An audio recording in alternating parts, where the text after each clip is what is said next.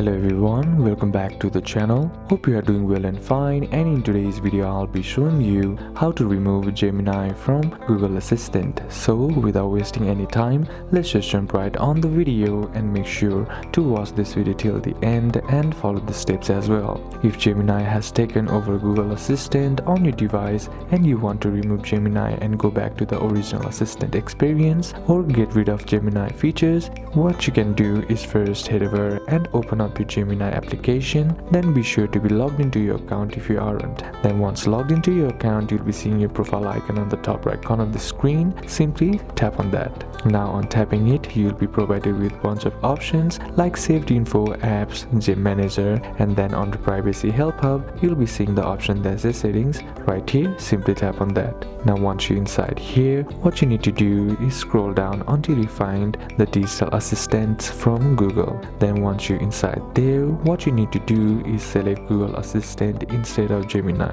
This sets your default assistant back to the classic Google Assistant, removing Gemini as the voice assistant. So these are a couple of steps that you can apply, and that's it for today's video guys. Hope this video was useful to you. Leave a like if it did, comment down any questions that you have, and see you soon on the next one.